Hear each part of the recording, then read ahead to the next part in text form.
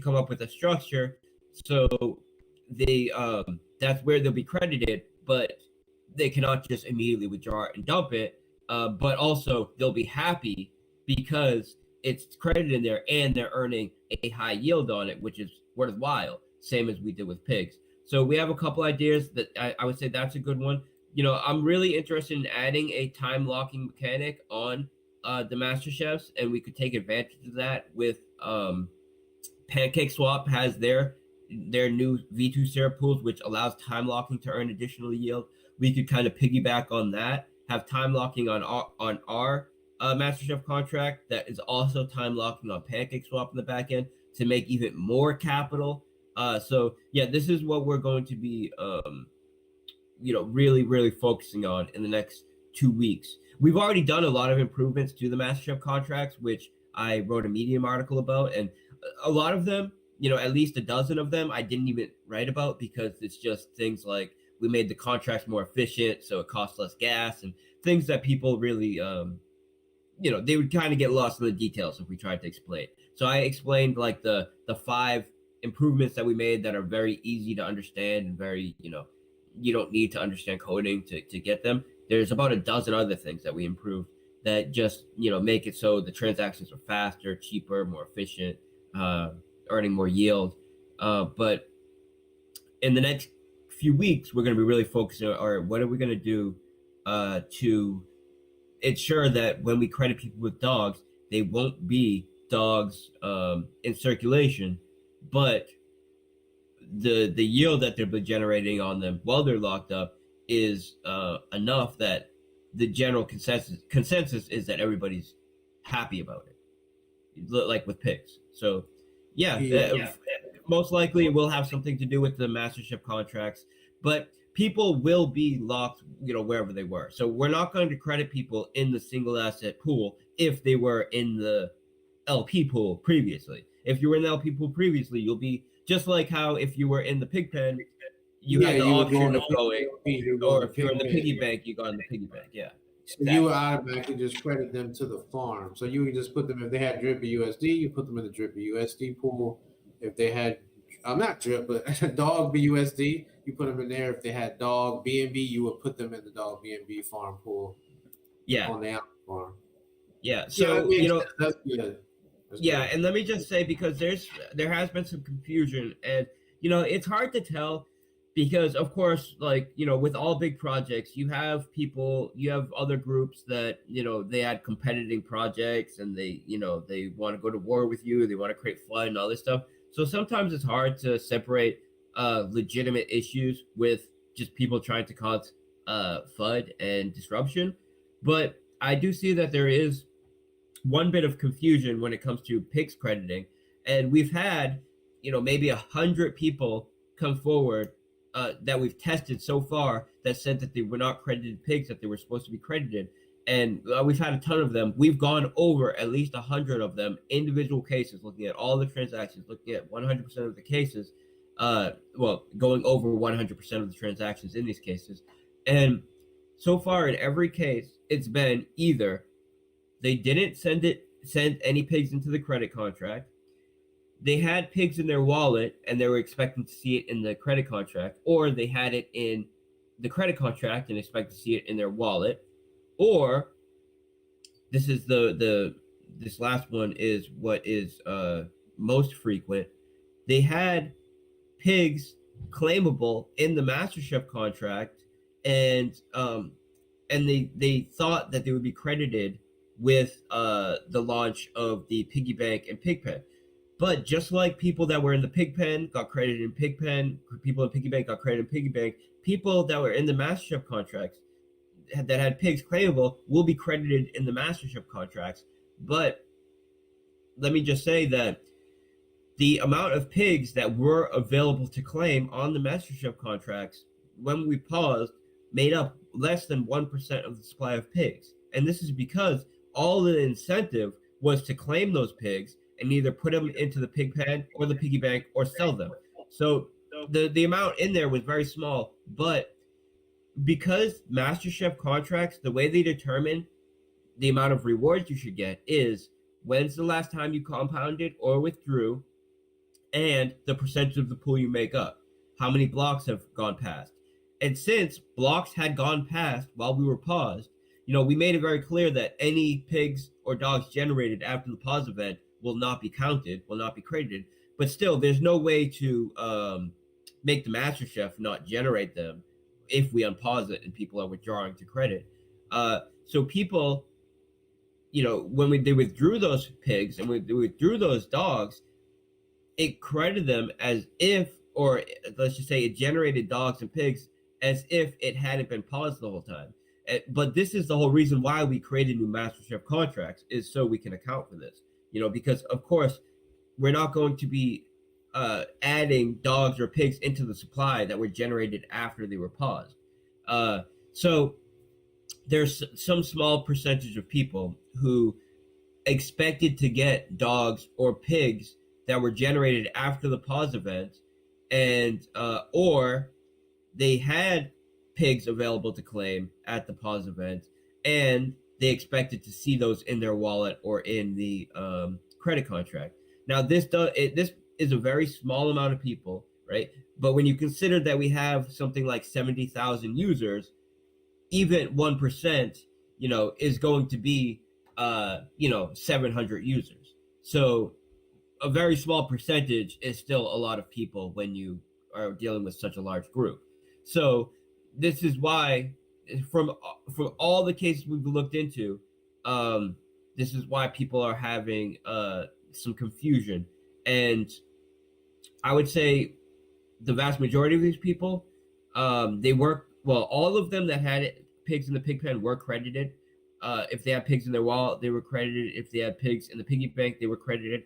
The only people that were not credited yet are people that had pigs available to claim in the Masterchefs when we paused, and you will be credited in the new Masterchef contracts, but this makes up less than 1% of the total supply of pigs and a very small amount of people.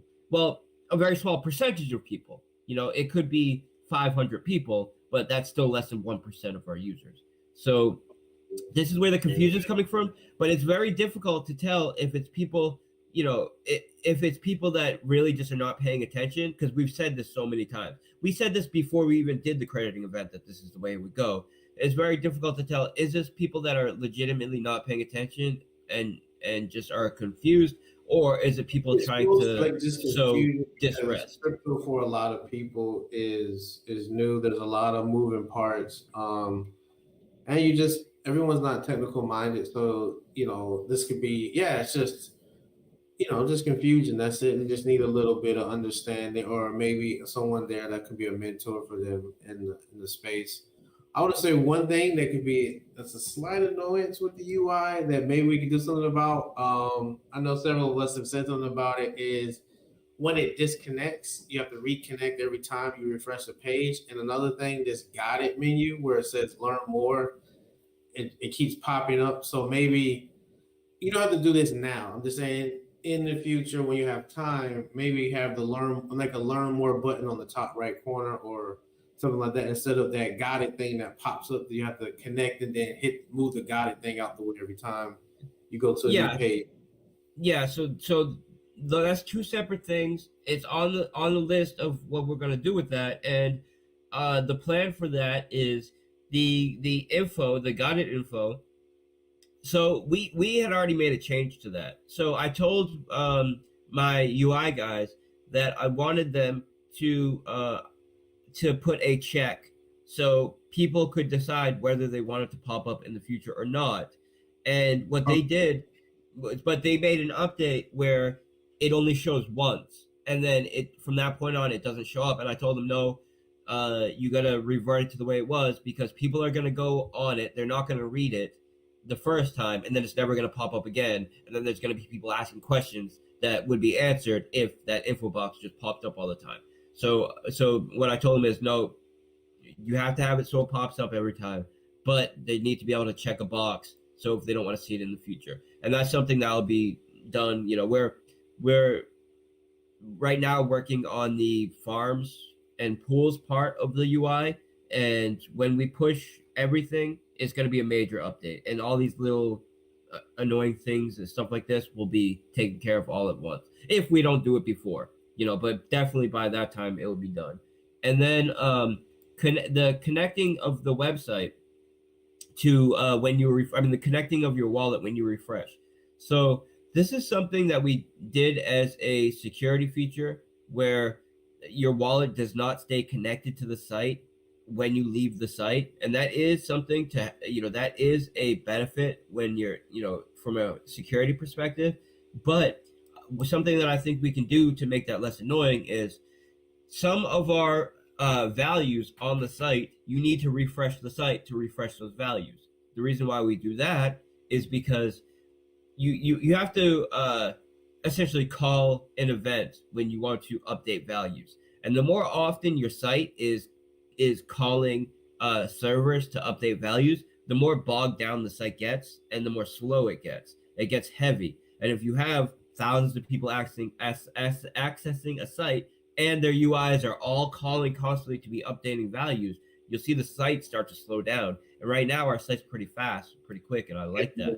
It's quicker than our previous site. So, so what we can do is take some of the values that require a refresh to update and make them update automatically. And so that's why we have to connect each time. Well, no, why you need to connect each time it was a a conscious security decision that we made where when you leave the site, it disconnects your wallet. But I think the major annoyance with this isn't coming from the fact that when you visit the site once a day or whatever twice a day, you need to connect your wallet. It's the fact that people are refreshing constantly to refresh values, and every time you refresh to reset the values or to update the values, then you're having to reconnect the wallet. That's the only time it really becomes an annoyance, because you're doing that multiple times over and over again. Whereas if we have those values updating more often and automatically, you won't need to refresh the site to do that. And I think that's the better way to handle it. Instead of taking a hit on security and making it so people's wallets are not disconnected when they leave the site, we just make it so there's less of a reason to have to refresh the site, because the values themselves are updating automatically and more often. It's just a balance between having the values update more often or automatically versus having a faster, just snappier website. So it's just a balance. But I mean, I appreciate the feedback. These are things that we can make little tweaks on and improve for sure. And another big thing, the question I'm getting is, okay, so that's why I asked questions about the dogs, because I know the reason why the single pool assets of BNB, BUSD, ETH, and Bitcoin, and then the liquidity farming assets like BUSD, USDT, those can't be removed until dogs is unpaused. So that's not true. When you think about opening those pools to let people get their BNB, BUSD, or their yield farming assets that they had in the farm to farm dogs?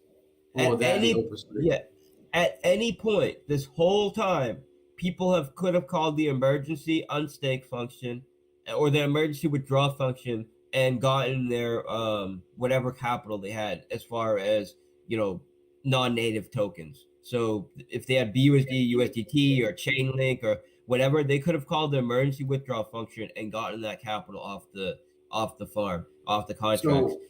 So to do that, because I'm kind of showing on the screen so people can understand how to do that. You would have to go to BSC scan. You would have to go to details, and then they would probably go to view contract. Yeah, so you would need to go to BSC scan. You would need to put in the Masterchef contract. You need to hit the contract tab. You need to do write contract. You need to find the line there that says emergency withdraw, connect your wallet, and call the emergency withdraw function. But I would say if you have not done that, right, then you've been in the farm for the past however long, 2 months or whatever. We're just a week away from doing this migration process. We're actually starting the dogs part of the migration process this week. So you'll be able to use the UI to easily migrate that capital over to the new Masterchef contracts. So I would say if you haven't done it already, you might as well stick with us and benefit from sticking with us, because we're going to ensure that the people that were in this from day one and were in it for the pause event will get some sort of reward for doing that, just like we made it right with the pigs token. So I would say, of course, whenever we do anything, right, we're never holding people's capital without some sort of ability, if something goes wrong, from those people to be able to get that capital off the exchange. So there was always the emergency withdrawal function. Whenever people ask, we tell them about it. And but a significant amount of capital stayed on, and the reason why you would want to keep your capital in there, the reason why it made sense to keep your capital in there, is because when you keep your capital on our in our farms right now, even if you're not earning yield in the form of our native assets, you're still being staked on the back end in PancakeSwap and earning yield. And as long as you've taken your pigs and you put your pigs in the pig pen, you're getting paid out that yield in the form of BUSD. So where's a better place if you want to have your capital locked up, to be earning yield, your stable coins or whatever. Really, where's a better place to put it other than PancakeSwap or Animal Farm? And if you're in Animal Farm, you're getting staked on the back end in PancakeSwap. So it's not like your capital has just been sitting there, not earning for you. Just first of all, you could have always claimed it at any point using the emergency withdrawal, and it's not like it's just sitting there wasting time for you anyways. It's generating yield in the form of cake. That cake is then being restaked in the single asset cake pool, and that's earning yield as well. So you're earning yield on yield on yield on the back end right now. And as long as you have some pigs in Pigpen, you're going to be paid out that in BUSD. And we took a small percent, not even 10% of the yield that's been generated from this, sold that cake for BUSD and did a Pigpen injection just 2 days ago. And the reason why we only did a small percentage is because I just don't think it's a great time to be selling cake. I think the market has bottomed out. I think BSC bottomed out at 26,000. And, I think it would make way more sense to be selling that cake at higher prices to do the injection. And, when you talk about BSC, so BSC doing a 10, 20% pump in DeFi will typically be a 2x or 3x pump. So I see cake, appreciating value a lot if the market has bottomed out the way I think it has. And, if we sell the cake right now for $1 million, when we could wait maybe a month and a half and sell it for $3 or $4 million, it just kills me to sell the cake now. So, but instead of me being the one to make that decision, what I did was I sold a little less than 10% of it just to do an injection, just so people can see that it's happening. And we're going to wire up the governance protocol in the new UI and have people vote whether they want it sold. They want the cake sold now for BUSD injection, or if we want to handle that in the future. And then we can have a proposal, say once a month or every other month, where people vote on whether we're going to sell the cake for BUSD and do the injection, or if we'll wait for a better price. I think that's the best way to handle it. And now all of the other cash flows are automated. So like the deposit fees, which are swapping for BUSD and injected, the dog 3% tax, which is swapped for BUSD and injected, the pigs that are generated in Piggy Bank that are taken from the deposit withdrawal fees automatically sent to the pig pen. All of this stuff is automated. The only thing which is not automated, and I'm kind of repeating myself here because I said this at the very beginning, and the amount of people in the chat has doubled now, so I want to make sure that they hear this.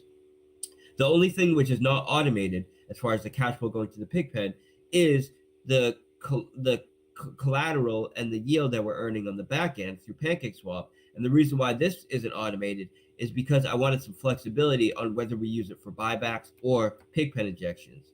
Now, but I feel like instead of me making that decision, it's way better to use the governance protocol because really this is a community project. The owners of the pig token in the pig pen are the owners of the protocol. They're the ones that are earning from the deposit and withdrawal fees. They're the ones that are making as the system grows, they're the ones that are benefiting from it. So they should also be the ones that get to make these kinds of decisions. So it's a perfect use case of the governance protocol.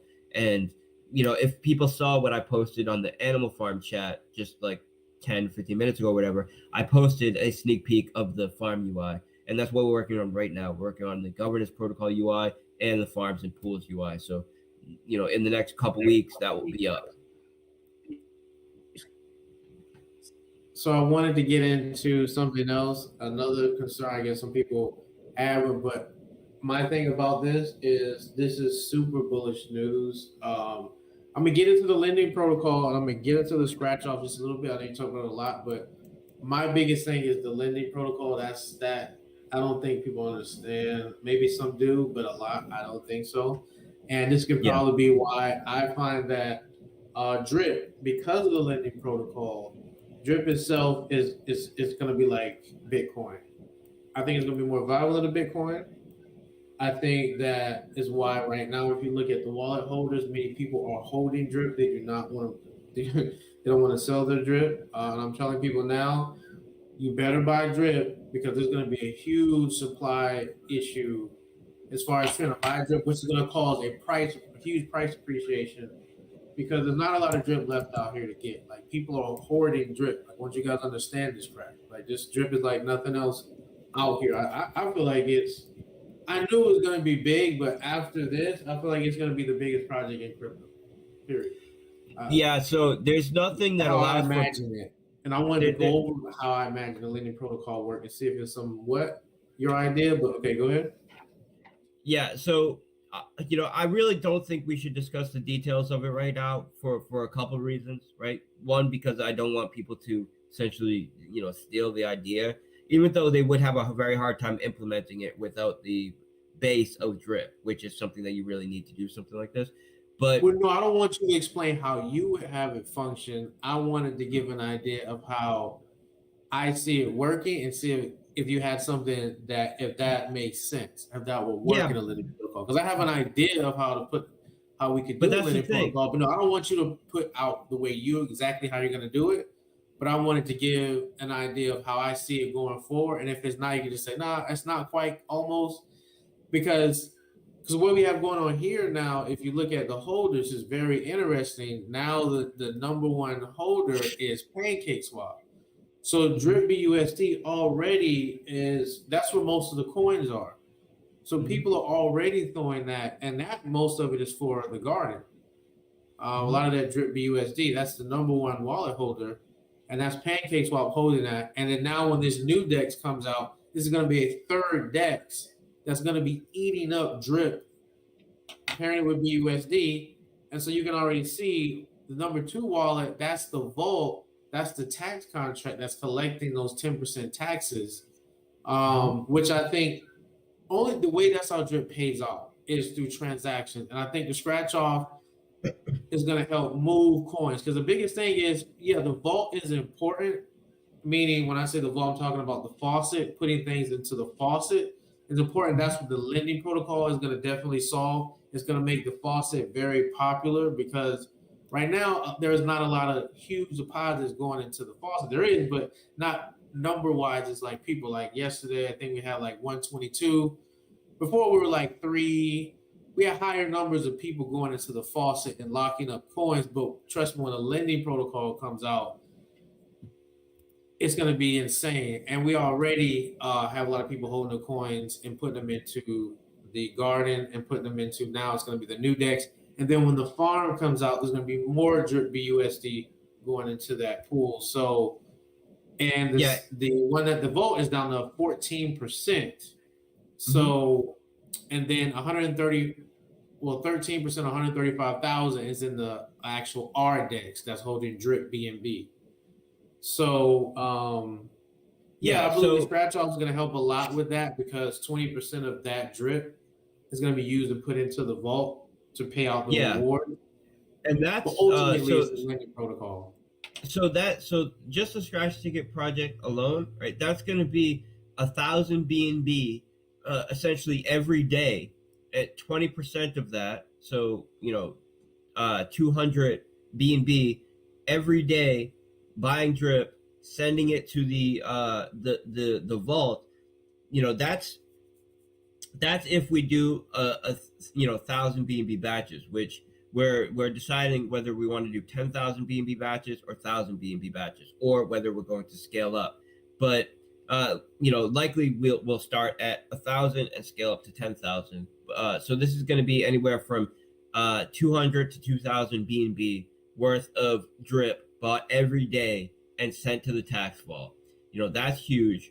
When we have the farm going live, that's also going to be sending 1% of every deposit into that as drip into that tax vault.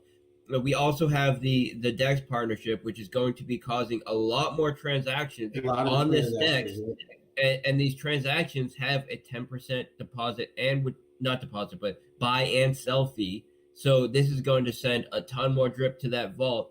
And then when you consider that the vault, so the vault, works by removing drip from circulation, right? But whether the vault is, the vault could have, 1,000,000 drip in it, or it could have 1 drip in it. You're not going to have some kind of thing where overnight there's some major impact where like the environment changes. So really the vault does its job very well, and it doesn't matter how much is in the vault, because the faucet itself is what's determining what is getting paid out, and there's no the vault isn't directly connected to any kind of liquidity pool, so it's not going to have an immediate reflection on the price. So really, there's there's no yeah, I know that. I'm just letting people know that there's a lot of scarcity. These coins are not. They're gonna be drip is gonna be very valuable because of the scarcity. Like I said, if people look at the holders, people are soaking up. They're grabbing as many coins as they can get. I'm telling people, if don't complain about the price for now, you better be glad you can buy some cheap.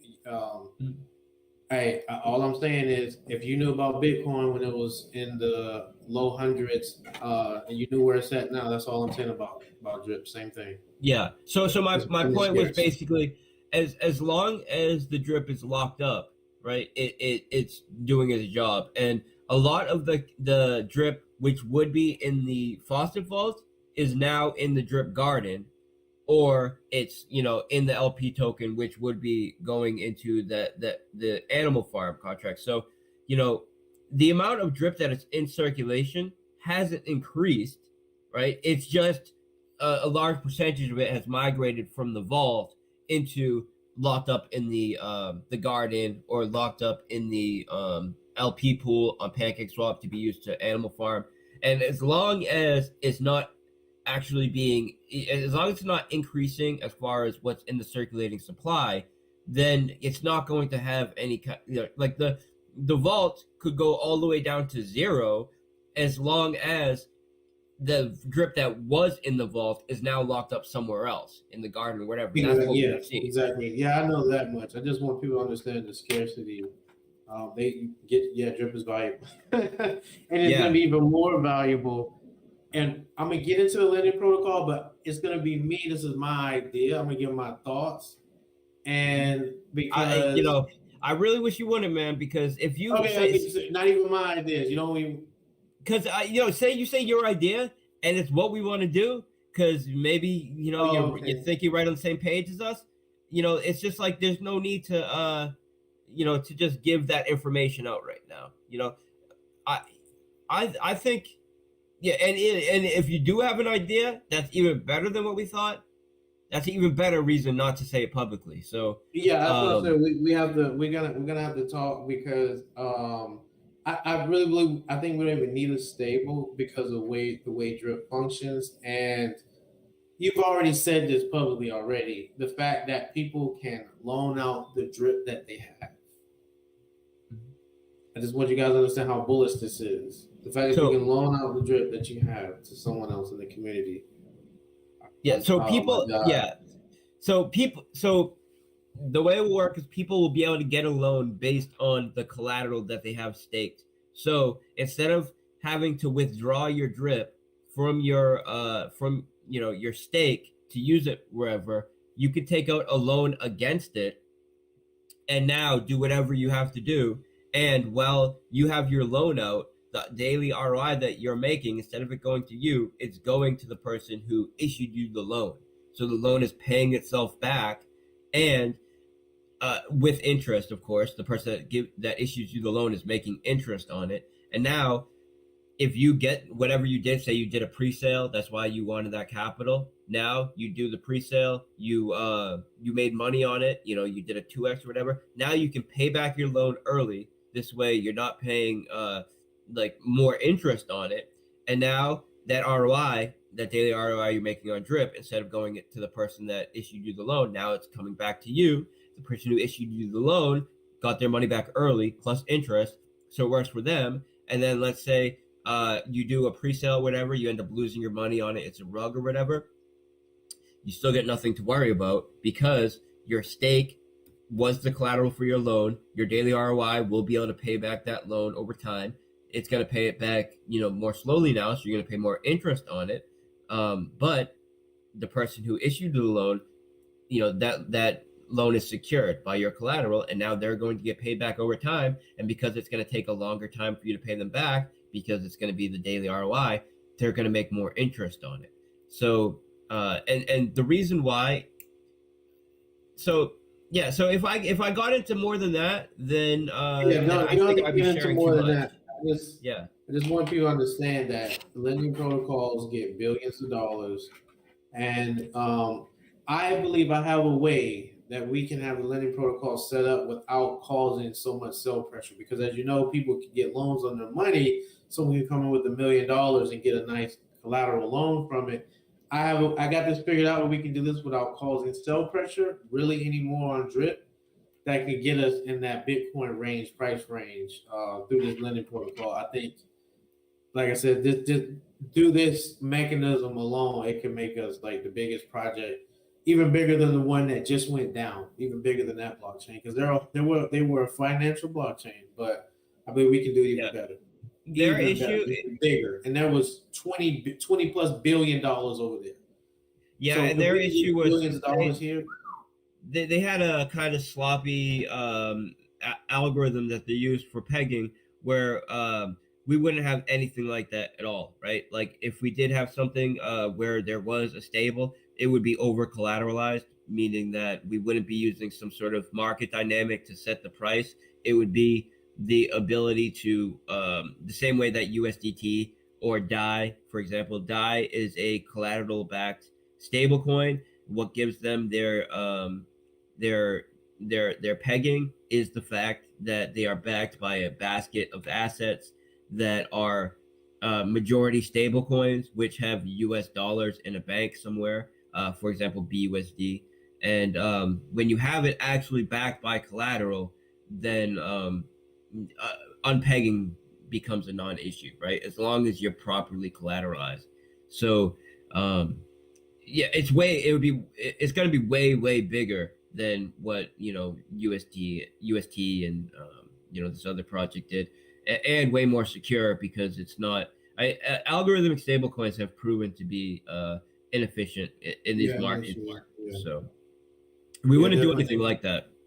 So you have that plan for this year because if we can have it out this year, then my price projections, which I've already stated, I'm not gonna say on video, but they're pretty high. Uh-huh. If this comes out this year, I want to add besides lending protocol, which is very juicy.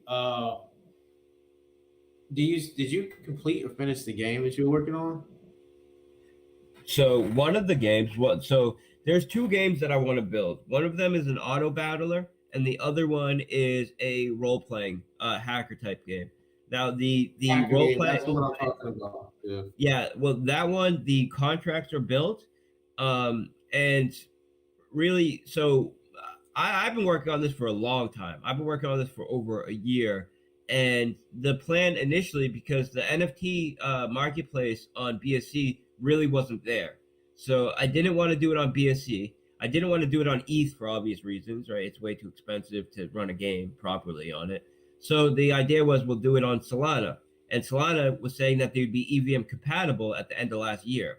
Now, we're halfway through this year and they're still not EVM compatible.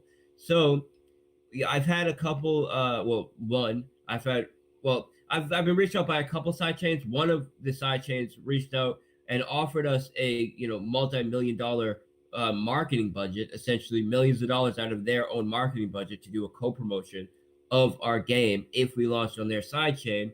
But I also don't want to launch on a side chain that hardly anybody uses, even if we are getting millions of dollars to do that. So Okay. BSC, I It's feel gotten like, much better with NFTs yeah, because there's it's one big community that's NFT walking community, and that's pretty big, and that's on the Binance Smart Chain.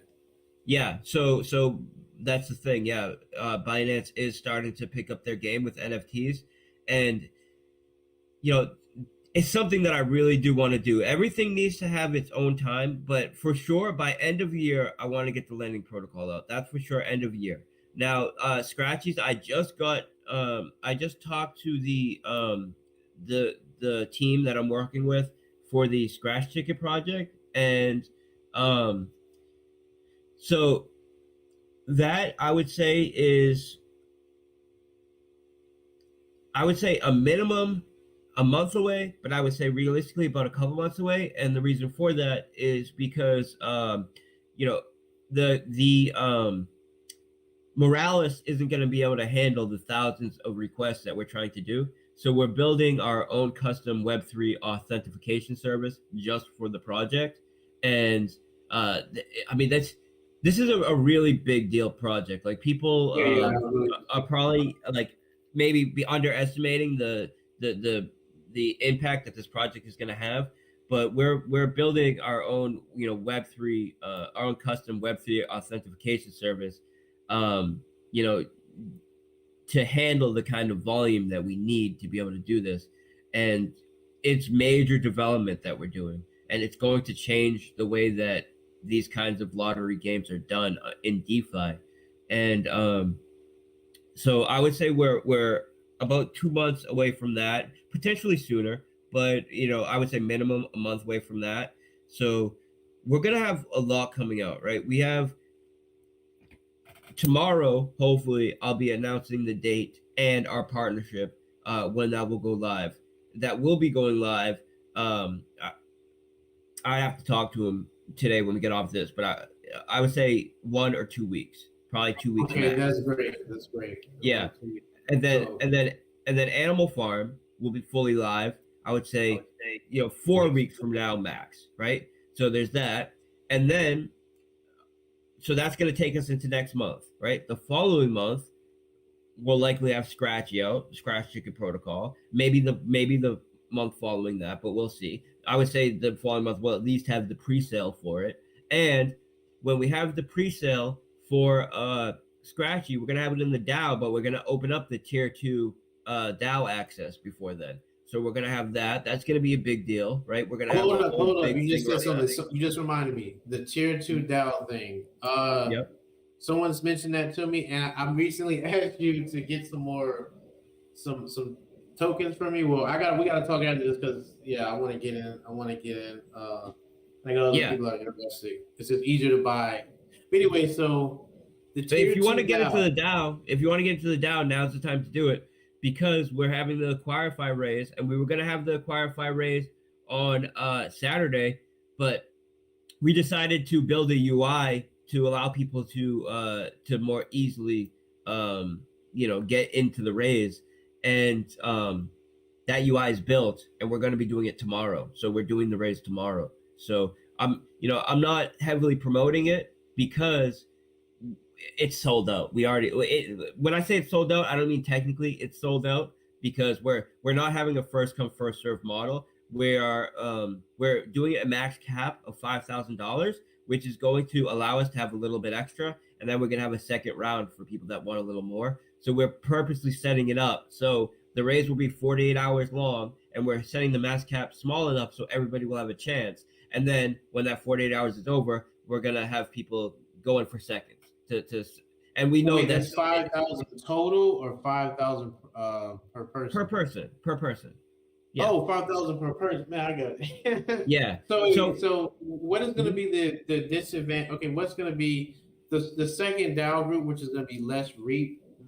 What's going to be the difference between the two? Oh, the difference is the pricing that. So we're going to have. It's going to be an NFT. So your ticket to the DAO will be represented by an NFT, and these NFTs are going to sell for a tenth of the price that you would have to pay if you were to get access to tier 1. So say like right now it costs about $30,000 to get into the DAO.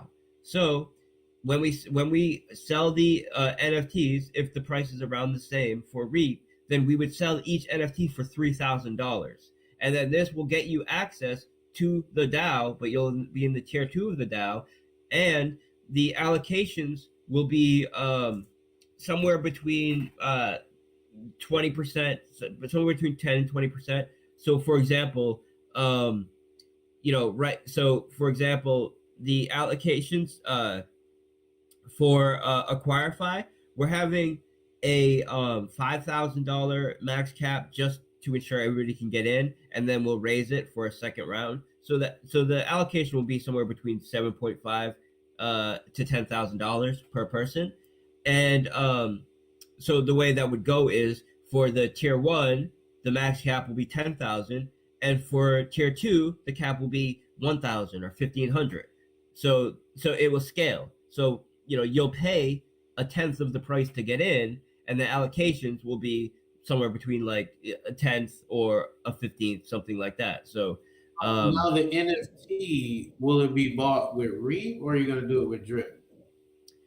So the plan now is to sell it in batches and have batches sold in a variety. So we'll have some in REAP, some in DRIP, some in BNB, like that. So yeah, that's the plan, to do multiple batches. But it's going to be limited, right? Of course, because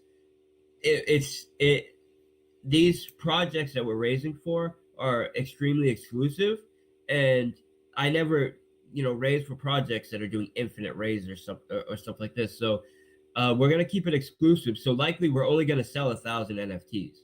So and each NFT will represent a share. But the cool thing about it is you can buy one of the NFTs, and now if you want to, you could decide to flip it. So you might pay the NFTs it might mint for $3,000, but there's going to be crazy demand for them because there's only going to be 1,000 of them.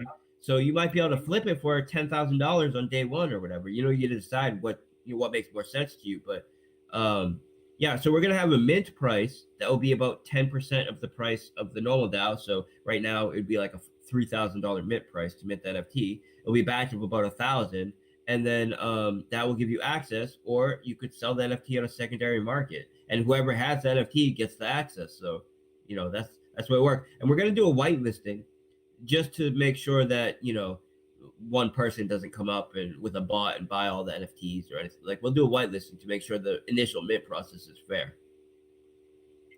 I really want to come out with something like a DAO or some big incentive for being in the faucet and being staked at 1,000, 5,000, 10,000, 500, like some type of incentives for being in the faucet and building your position there, kind of like a launchpad service or a DAO, just something to give reason for people to get and build positions in the faucet.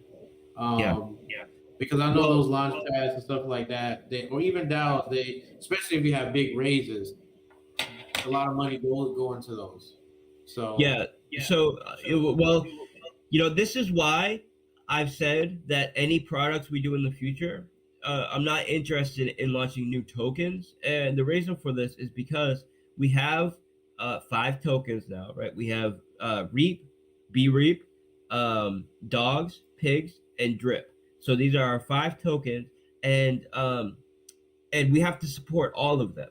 So the DAO, the main use case for the DAO, or I'm kind of saying it backwards. I would say the main use case for the Reap token is the DAO, and you can't do everything for everything. You know what I'm saying? Like you can't you like certain use cases have to be exclusive to specific tokens in order to ensure that they have the kind of value, like you're not spreading out the value too thin.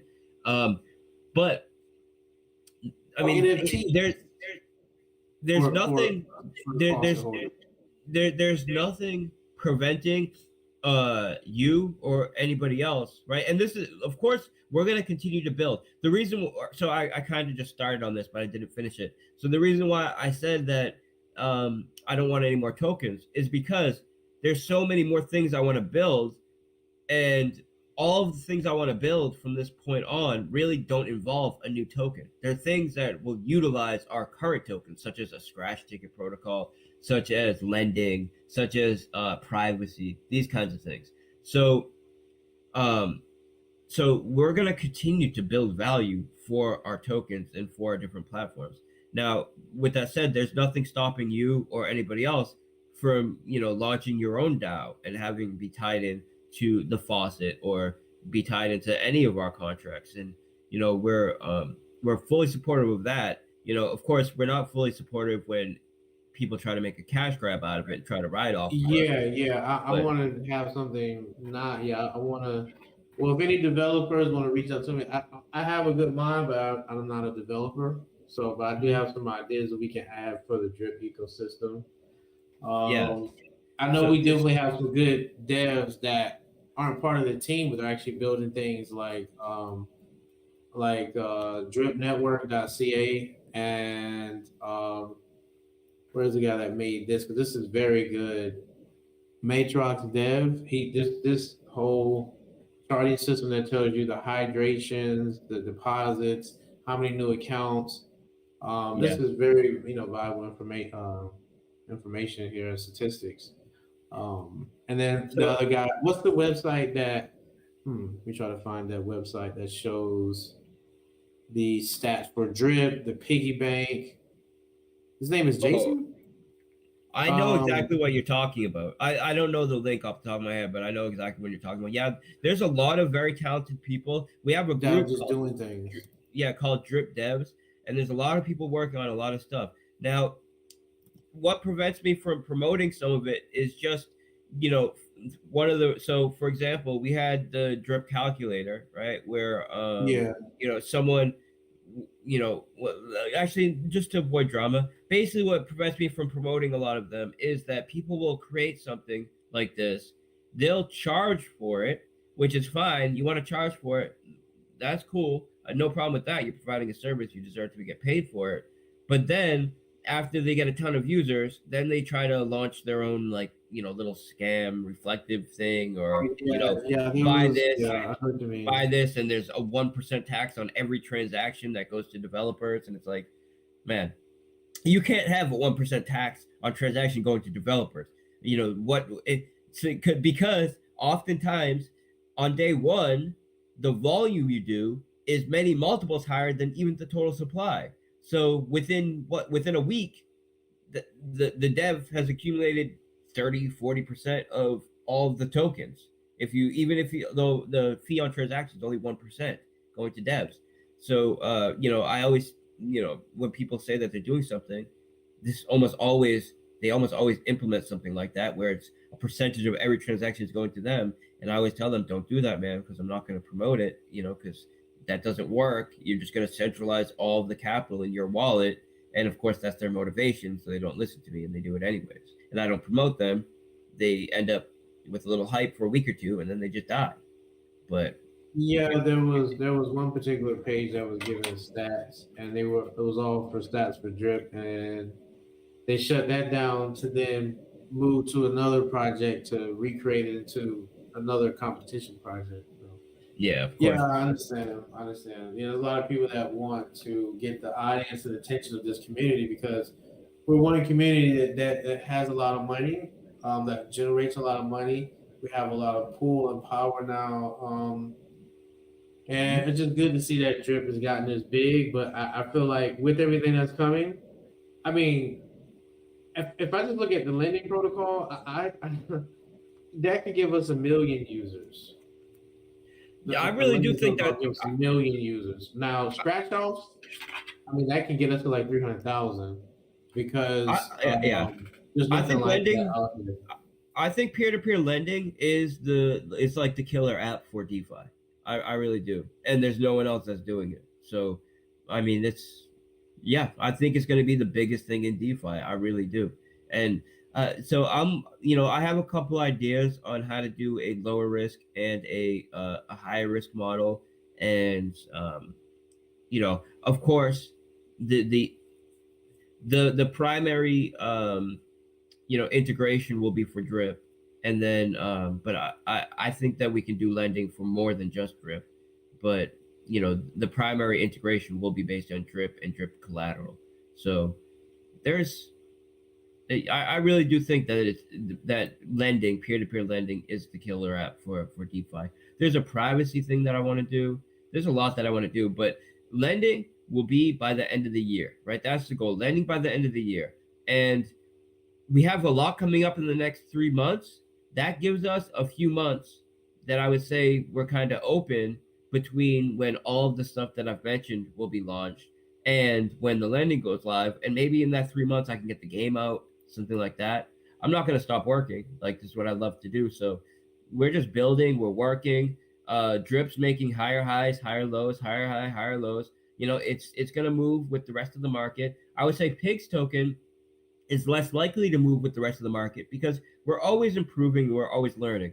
So what we realized is that yes, you can have a deep BUSD pool, but you're still going to be affected by the rest of the market if you have a significant BNB pool or significant ETH pool or whatever the case is. So what we did with the Pigs token is used a little trick to make it essentially impossible to add liquidity on the BNB pair or the essentially any other pair except for BUSD.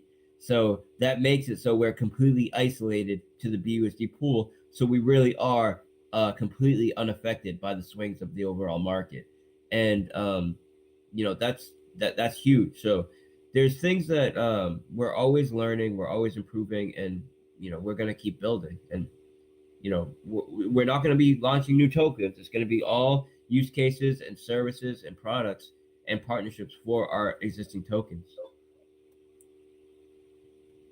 Now at 8 o'clock at 8 o'clock EST, I have a meeting, and what I'm doing in this meeting, I have a buddy who has built a system. Right, it's open source.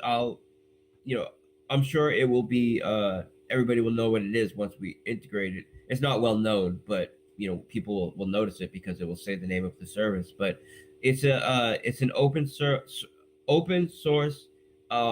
service that he's going to be integrating for us that connects different social media platforms.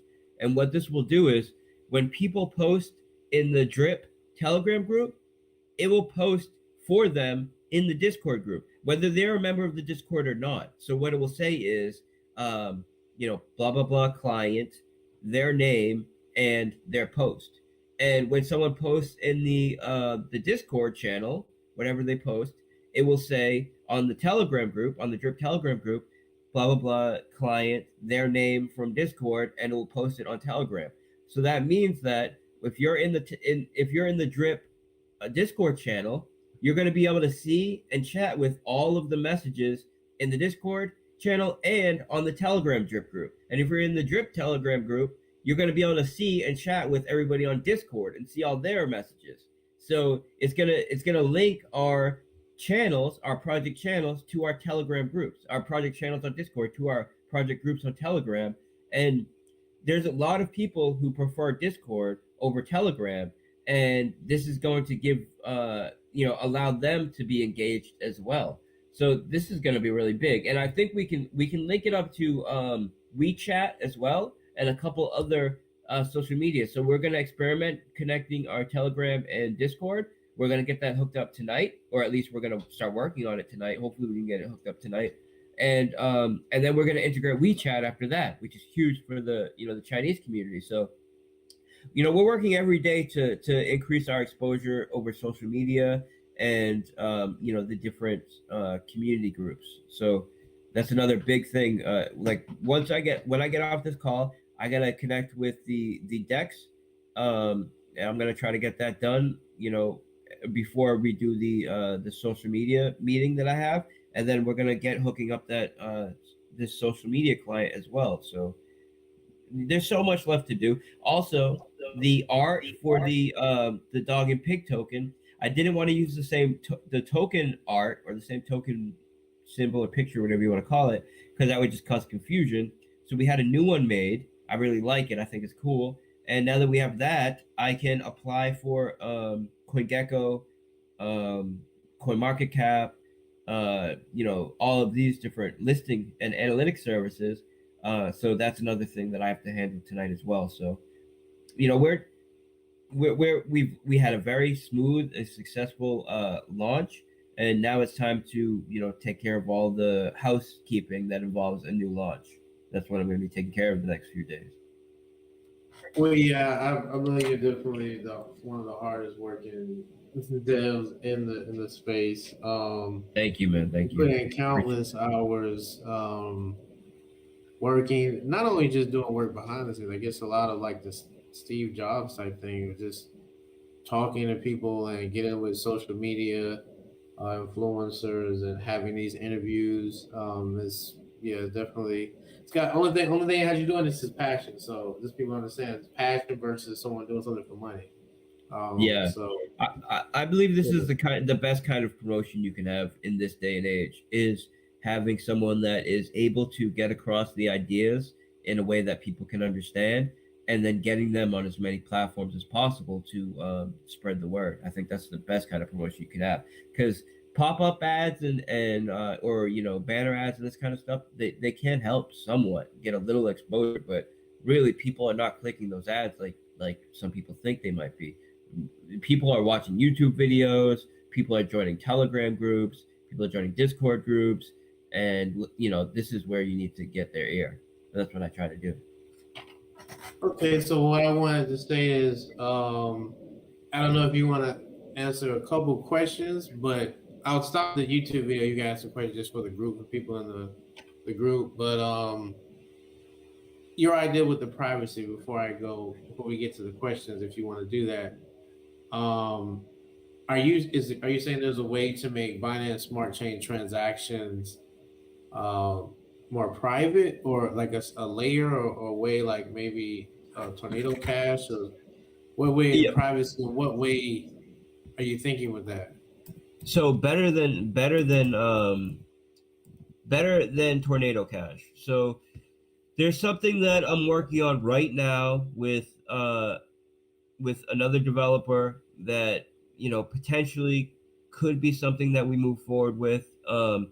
It allows for immutable on-chain, 100% private, not just not just as a mixing service, not just making where you can see someone sent to this address, and then after it's sent to this address, now it kind of becomes obscure. I'm talking about a service that allows you to set up dummy wallets, right?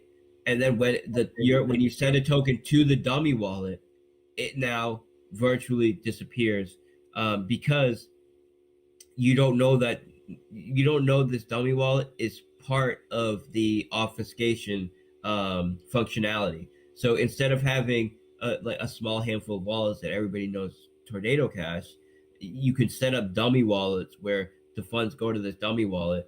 Now, it even provides false data to BSC scan, where it tricks BSC scan into displaying transaction data that isn't even accurate. And that's then amazing. So now we can have an in between. So if you don't want these exchanges to have your address, You don't want, crypto.com or coinbase.com or, well, I know they don't have BSC, but let's just say crypto.com because then they have BSC. You can have it in between before you send to the exchange. That way you don't have your exact address where you're doing things like drip and everything, all your Yeah. activities. And these wallets are shielded as well, so they're dummy wallets, but they're also shielded, so you can't see how much capital is coming in and out of them. There it's a major improvement on Tornado Cash, and right now, it's operational on a test net. It's fully it's fully, well, it uses ZK snarks, right? So it has some of the encryption privacy of Tornado Cash, but it takes it to another level with dummy wallets and obfuscated wallets where you can't see what's coming in and out, and also the ability to feed false info to BSC scan. So it tricks BSC scan. So if someone's trying to track your transaction through BSC scan, they'll be getting false info. It really takes it to the next level, and this is what I'm speaking to a developer about, who is the one that developed it. But he's a very skilled developer, but he's also not known at all. And yeah, so I'm talking to him now about either buying the tech off of him or partnering with him. No, if we can, if there's a small fee like a 0.2% fee or 0.5, have it where it goes to buy drip and put it in the vault or add to the reservoir or something like that. Some small fee can be small as long as it's buying drip and put it in the reservoir, or doing that and put it in the vault.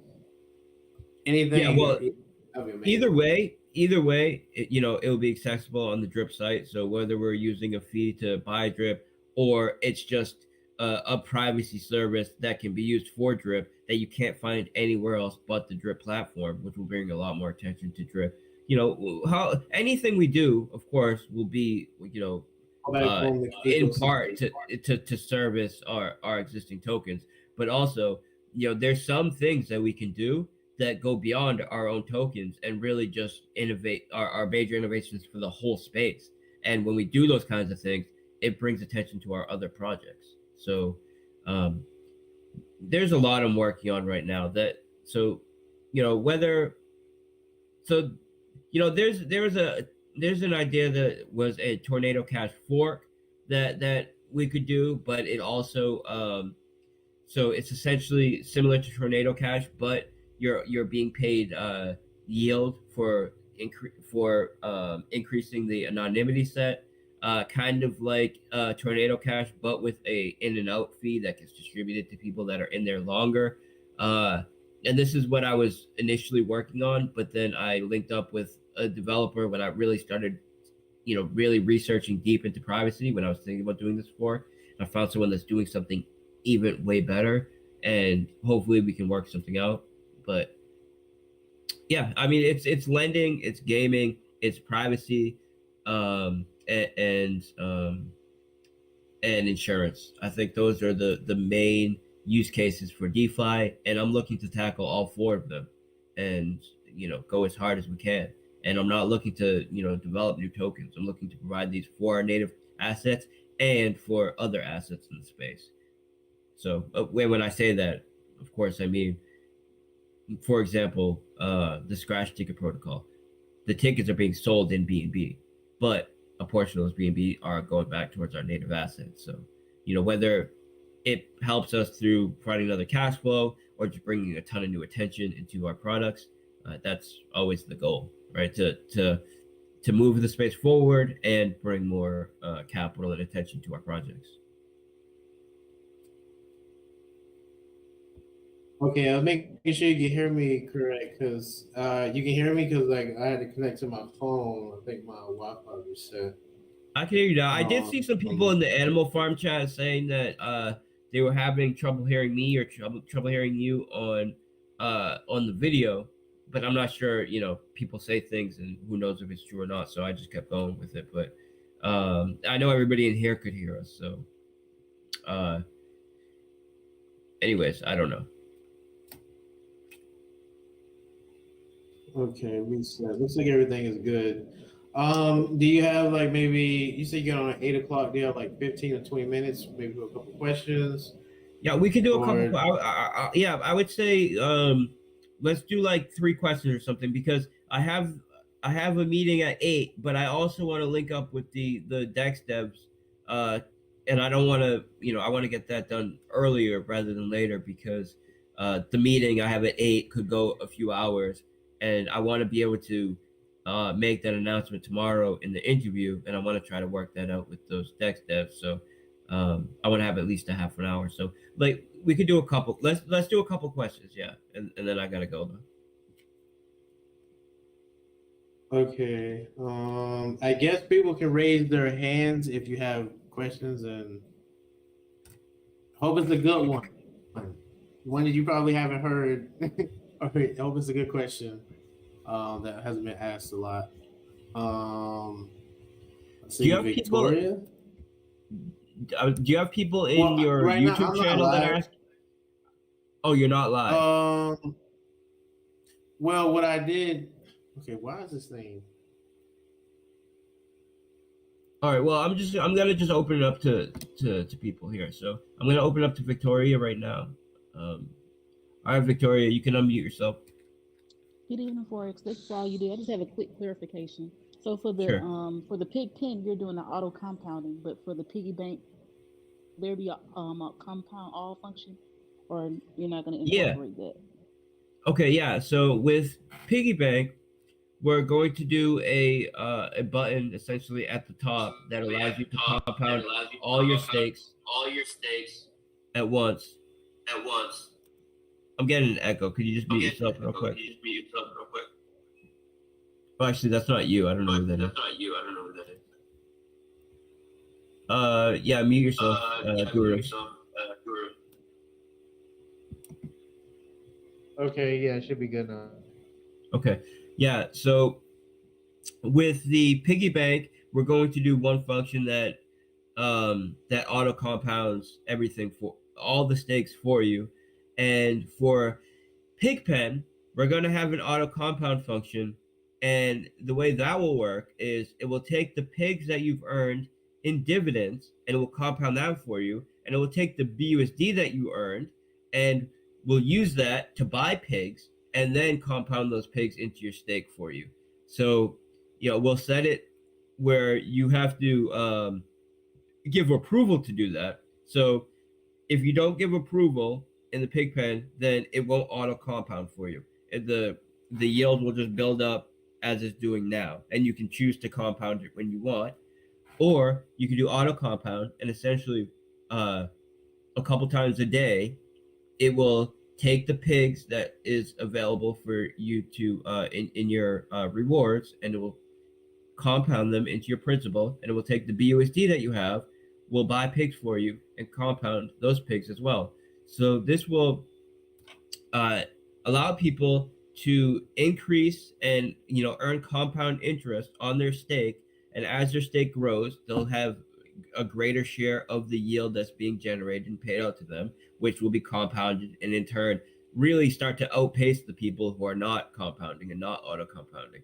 So that's something huge, and we have a very we have a way that we can do that already set up because we already have a contract that can buy pigs and pair pigs. We can utilize some of the functions of the crediting contract to do this, so it's not going to be very hard to implement. And then the piggy bank, we're having it where we're having a compound that allows people to compound all stakes. The reason why we're not having an auto compound in piggy bank is twofold. One of them is because really the reason why you want an auto compounding is typically because you're earning a secondary asset that is not the asset that you have staked, and you want a contract which is going to use that asset to buy the asset you have staked and then add to your stake. So this is the main functionality of why you would want an auto compounding contract, and this is why we're adding it to Pigpen. And we're also just want to make it easier for people to we want to make it easier for people to remain in the Pigpen and grow their Pigpen stake relative to withdrawing. Because if you can make it easier for people to remain in the system, they're going to remain in the system for longer, and that's good for everybody. Now with the piggy bank, what determines whether you get the bonus on any given day for that day is whether you compound, because the way that the piggy bank works is when you do a time lock, it buys an additional so the way that the piggy bank works is when you first deposit, it uses those LP tokens to buy truffles. Those truffles get immediately compounded for you or fed to piglets, so you have piglets, and now those piglets start generating truffles.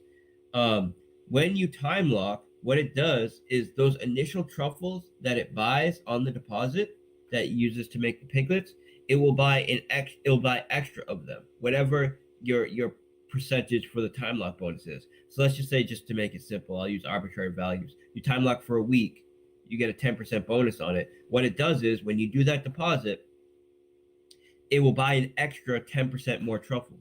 Those extra 10% more truffles go into your bonus balance, and then that bonus balance is of truffles is added to your available truffles every day, once a day.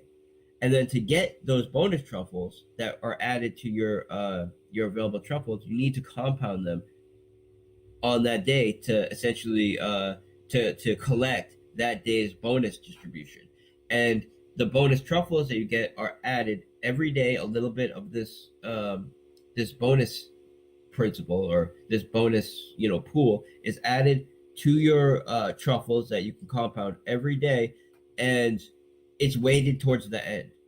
So over the first 75% of your stake's length, 25%, 30% actually. Over the first 75% of your time lock, so if you're staked for a year, when 3/4 of the year is over, you would have had 30% of that bonus made available for you to collect. And the last 70% of that bonus is made available, is added to your truffles every day in the last. So 70% of that bonus that you earn is added to your principal, or added to your truffles that you can compound into your principal every day.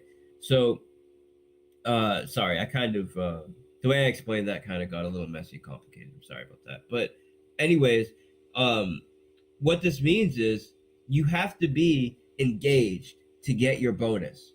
And if you don't compound on any given day, you miss that day's bonus distribution.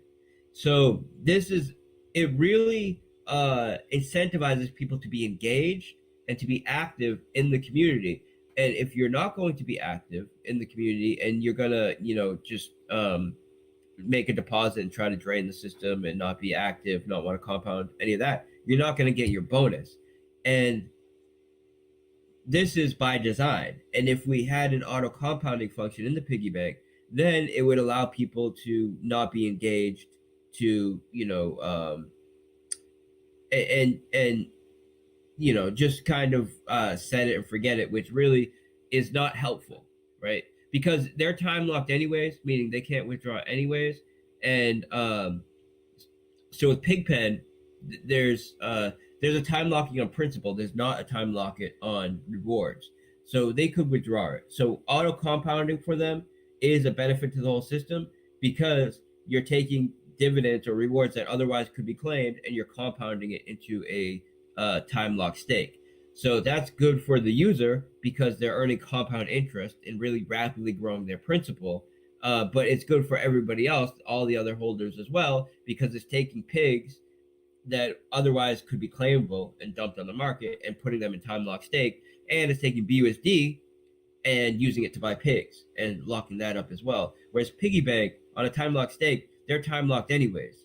So there's no benefit there to auto compounding for them, because those truffles that are being auto compounded couldn't be withdrawn anyways. And all that does is allow people to not be engaged and still benefit from the system. So this is why we're not doing auto compounding on Piggy Bank, but we do want to make it easy for people. We don't want people to be wasting their time going through 50 stakes. So this is why we're adding one button to allow people to essentially hit it, approve it, and this will auto compound all their stakes all at once. And this is something that we're working on right now. So likely the auto compound and the UI, all that stuff will be good to go by next week. You know, potentially by the end of this week, but for sure by the end of next week, because you know, next week we will have the farm and pool UI up, and we want to just do one major UI update to everything. So that's likely next week. I appreciate the question. That's a good question. Thank you. Thank you so much. Bye bye. Okay. All right, guys. You know, I'm gonna just answer one more question because I really have to go to this meeting. So. Okay. All right. I mean, if when he goes, I know you're busy. I don't mind talking to people here and answer some questions. I do it anyway. It's like randomly I'll open the chat and just talk to people, give them time to talk and stuff like that. Yeah, that's cool, man. That's cool. I appreciate it. All right. So, more door, more horse. You wanna? I muted you. I asked Daily Income Guru if I guess I thought that you said that we would be listed on the exchange that the DEX was going to be on. So I didn't know if you were talking about Binance, and I was also wondering if the guy that showed up for KuCoin last AMA, if anything came out of that. Okay, so with the so Binance you isn't. You also released that picture the other day about CN token, so I guess Okay. my questions.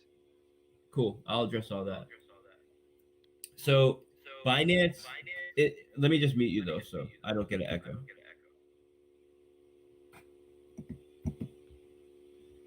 Okay. So, so Binance isn't a DEX, right? So, you know, the DEX partnership I'm talking about is a major DEX on BSC. Binance doesn't have any kind of you know, decentralized lending protocols or anything like that, right? So it's not Binance. It's a major DEX on BSC. I will likely be announcing it tomorrow in the interview, on the Crypto Junkies interview. That's when I'm about to go into a meeting right now when we get out of this to see if I can announce it tomorrow. And what else? CN token. CN token is a Chinese version of CoinMarketCap, and we had worked with them initially to help get some promotion to the Animal Farm launch, which was huge, right? And I think that did a great job to help us get some exposure in China. And we went from having less than 100 to like almost 500 members in our Chinese Animal Farm group. So that's what we applied to CN token to get listings and promotion on there. And we have Crypto Mischief, who is a resident in China. He speaks Mandarin, and his wife is Chinese, speaks Mandarin and Cantonese. They're the ones that have translated all of our white papers, all of our documents, and all that stuff. He's the one that applied for us. And let me just, while I'm speaking on that, this meeting that I'm going to at 8 about connecting our social medias, we're going to start off with Telegram and Discord, but there's also the ability to link up with WeChat, which will be huge for us to promote in Asia, specifically China, and having a listing on CN token will make us even more available to that market, because they'll be able to look up our token on a site, a major listing site that's in their language, and get access to that information. And then let me see. Did you ask? Let me unmute you, so because I feel like you said one more thing. Okay, did you ask one more thing?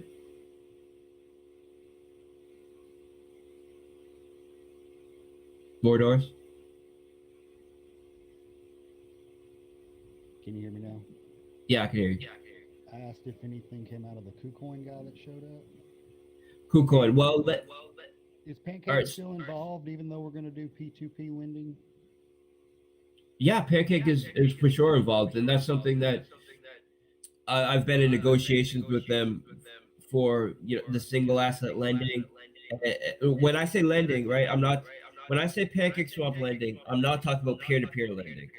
So there's a difference. When I talk about pancake swap lending, I'm talking about lending our assets to their lending pool, which they then use to make a market essentially.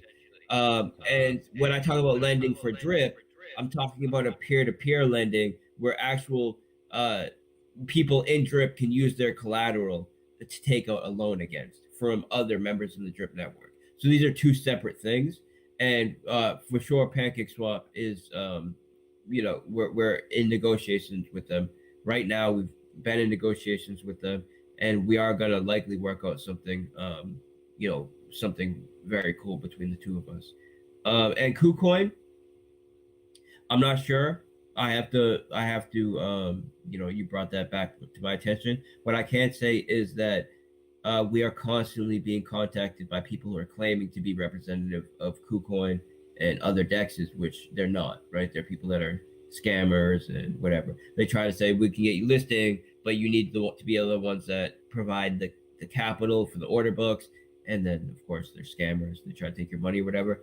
So I'm not sure if that was legitimate or not. And also, I would have to give some thought on, do we even want to be listed on KuCoin? We do. So I would say getting listed on one of the major dexes can give you a lot more exposure and attention, but it also allows people to sidestep a lot of the tokenomics, because if they can trade without paying a tax, because they're not actually trading the token, they're trading some derivative on a exchange, then they're kind of sidestepping all of the tokenomics. So it can be, there's pluses and negatives there, and really the only reason to do it is for exposure. So it would need to be on one of the major dexes, and then they would have to provide some kind of promotion or whatever it might be. So if we had 5 dexes, scoop up 5 pools worth of 130,000 supply that we have right now, I mean, it would create higher. it would remove tokens from For us that are circulation on, and increase the price. Yeah. For us that are on chain, it would be good for sure. Yeah. So it's something that I'm open to, but I would only do it with one of the major dexes, because so of course, if one of the smaller sorry, not dex, centralized exchanges, it would need to be one of the major centralized exchanges. And of course, any of the smaller exchanges, if they want to buy our tokens and list them, create their own order book, they could do that. I could help them do that. I have no problem with that, because in that case, they're actually buying the tokens. And when you buy the tokens, you can do whatever you want with them. I mean, I don't like, if you're an exchange, you want to buy the tokens and set up an order book and start having trading of our tokens on your exchange. They're your tokens once you buy them. You can do that. And I would help, whatever you need for that to get done. I'm cool with that. A lot of these bigger exchanges, though, they don't want to do that. They want you to provide the capital on the order book, and then in exchange, you get a lot of exposure from them. But that's not always the case, right? Because I know that there was an exchange that paid the SafeMoon devs some percentage of all of the transaction fees on their centralized exchange. I'm not sure if but SafeMoon probably gave them the tokens. So I'm not sure. I would have to look into exactly how that would work out, but I'm not super interested in centralized exchange listings unless it's like one of the major three, like FTX, Binance, Coinbase. KuCoin's right on the limit, but potentially I'd have to speak to them. I'd have to give it some thought. If they're the ones that are going to buy the tokens, then yeah, I would probably say, yeah, we would do KuCoin. But also, the reason why I didn't put like my full attention to this is because we're constantly getting people claiming to be from KuCoin, and a lot of them are not. A lot of them are scammers. So that's why, I wasn't like, oh, let's go put all my attention onto this right now. But now that you brought it up, I will, give a second look at it. I appreciate it. I know everybody here appreciates everything you're doing. You're killing it in the DeFi game. Thank you, man. I appreciate it too. Without the community, I would just be here, just making code, and the contracts would be sitting on chain with no one using them. So, this is nothing without the community, especially Drip, right? With the team building and all that stuff, and people like Guru, helping us promote and really giving us inspiration and, energy. So I appreciate it, guys. I appreciate it, Guru. I got to run. I'm going to jump in with this Dex, try to get things worked out for tomorrow so I can announce it, and then have this meeting with our social media starting at 8. So I appreciate it, man. And we'll link back up. It's been a while, so we got to do this more often. And I know that you're down for that. I'm just, I've been so busy trying to get Piggy Bank and Pigpen and everything out. And but you're one of my favorite channels. You're one of the best, most supportive people in the community, and we appreciate you, man. Everybody go to his channel and subscribe, because he's giving the, I would say the most accurate info, or he's one of them out there giving the most accurate info. So subscribe to him. Yeah, one thing I'm excited is, I wanted you to ask, because I know you're about to talk about this other DEX. Has PancakeSwap thought about allowing us to have a DRIP BUSD there to farm out cake? Because we already got a lot of liquidity there. Yeah, so I did have a meeting with them about that, and this is one of the things that we're negotiating with. But as I said before, a lot of the things that we were in the process of handling kind of got put on the sideline, so I could do the animal farm migration, and now we're just about finished with that, and I could really start to put my attention back on Drip and all the things that we had on the table for that. So that is something that's what I'm most interested in. And that's something that we've had meetings, we've had Zoom meetings. We have a private group with just me, I think Bartertown and the PancakeSwap devs, and we're in communication with each other, trying to figure out how we can best support each other. And they're the ones that reached out to us to say, hey, you guys are really, you're doing big things on BSC. How can we support you as the main DEX on BSC? And that's one of the things that I told them that I was most interested in. So then they gave us a few options as well. And this is just, we got to, I want to make sure that if we commit to something, we're getting the best possible deal. So everything will come with its time, right? I'm working every day. I'm just making sure every day something gets done, and we're progressing and evolving every day. And, I think we're doing that. So I'm happy as long as we're progressing. All right, man. I appreciate it. I'm gonna jump off now. If you wanna stay on or whatever, please do so. I gotta go though. Thank you though. All right, thanks. I'll be on. All right.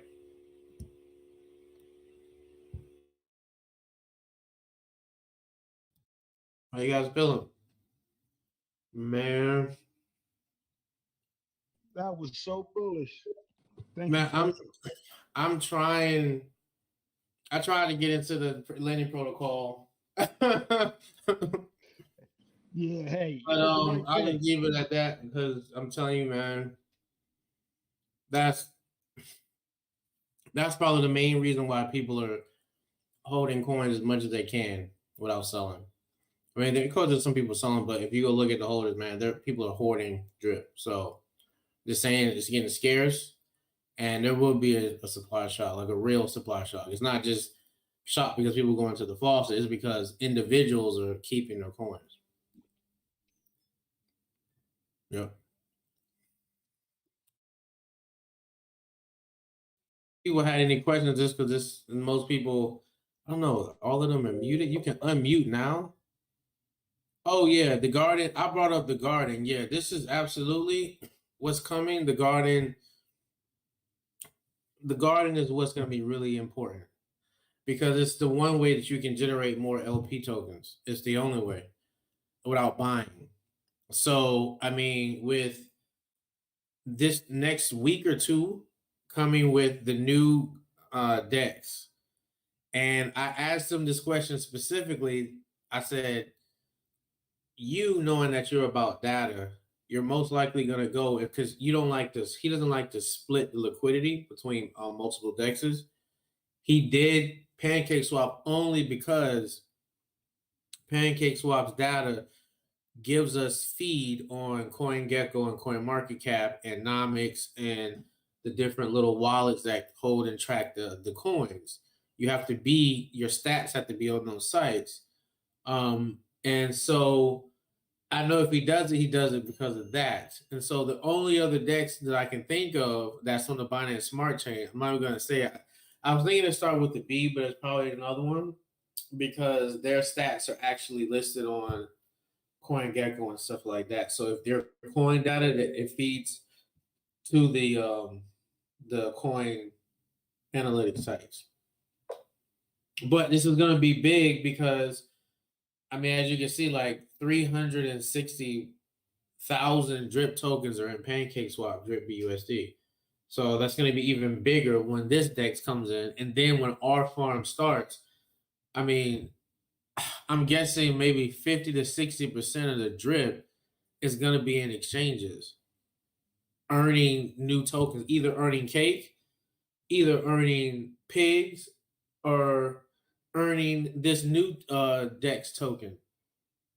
So you're going to have 3 different coins that you can earn with your DRIP BUSD. So majority of the DRIP is going to be taken up in that LP DRIP BUSD. So I mean, I would do it now while the price is cheap, because if you have 100 coins times whatever the dollar amount is now, that's all you need in BUSD. But when DRIP goes back up to $40, $50, $60, which that's very easy, you're gonna have to pay a lot more because your coin is gonna be worth a lot more. So key point, create your LPs now while it's cheap, and get in the reservoir now while the DRIP is cheap, because also in the reservoir your BNB is used to buy DRIP and pair it with BNB for our own DEX. So between that, for me, what I'm doing now is myself, I've been lately just collecting my DRIP rewards and holding my DRIP in my wallet too. I'm still doing some, I changed my percentage because I need to be ready for what's coming this year. That's all I've got to say. Yeah, if anybody has any questions, you can unmute your mic, and you can talk. I know.